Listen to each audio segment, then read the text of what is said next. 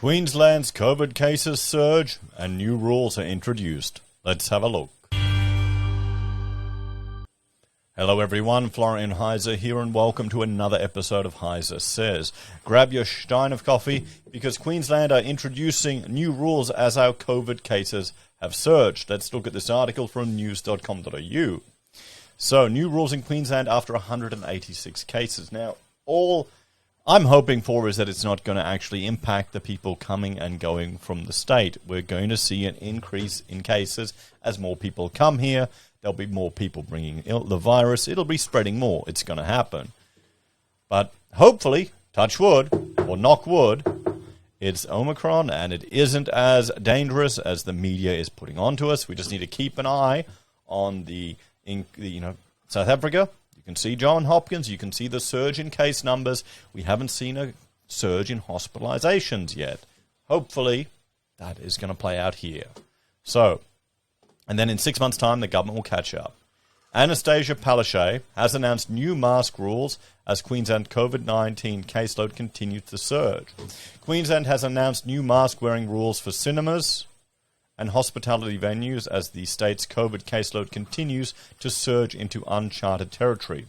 There were 186 new COVID cases recorded ahead of Wednesday's emergency meeting of National Cabinet, a new daily record for the state. Just one person who has a number of pre-existing conditions is in hospital requiring significant care for COVID. Now, I was in hospital yesterday visiting a family member, and I was asking one of the nurses there if they'd had many COVID people, and she said there were a few that came through, but not in her time when she was there. She'd missed it all. And, it didn't seem... They had their methods. They were checking everyone. You had to mask up. You had to, sign in. The only time I was actually asked if I was vaccinated, this is interesting, was moving from ED up into the ward, because then I would, otherwise in ED, no one cared, no one even asked, even though there were signs they're checking for it. And the nurse felt quite uncomfortable. She said, I hate asking this, which goes to show that these people are providing health care, and I can imagine a lot of them are frustrated with, things impeding their ability to provide their service regardless. That's the type of people you want working in hospitals. So, interesting experience. And if I wasn't vaccinated, then I wouldn't be able to go up to the ward, which kind of makes a bit of sense. You want to kind of limit the chance of infection in the wards, wouldn't you? So let's keep going through here. Premier Anastasia Palaszczuk also announced face masks will be mandatory in cinemas and theatres and for hospitality staff from 5 a.m. on Thursday. Masks are already mandatory in supermarkets, shops, on public transport and in ride shares. This is not very onerous, Ms. Palaszczuk said. We've spoken to the industry and to the unions. They understand why this is necessary. Essentially, we don't want to have all of our cafes and restaurants going down because of the Omicron variant.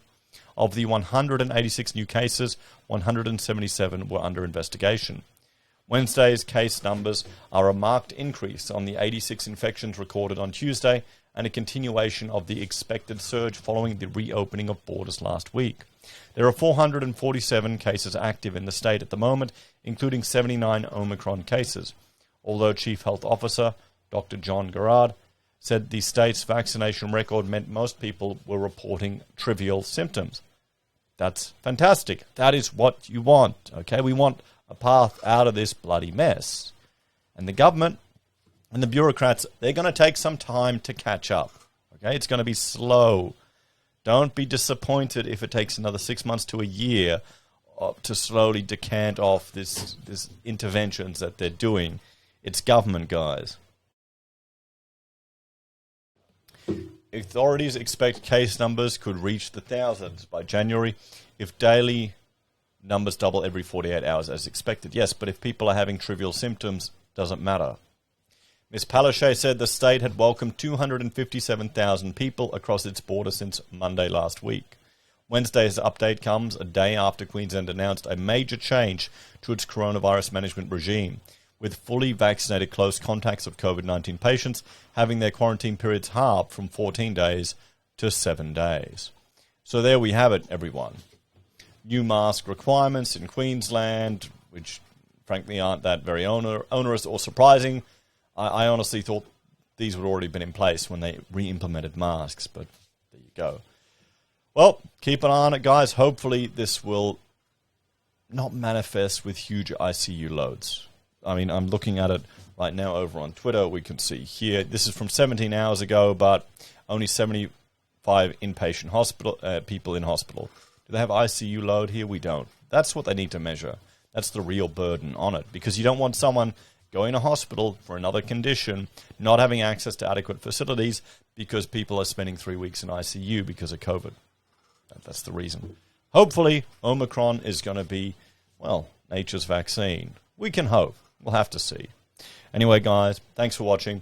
Check out this last video I did about, well,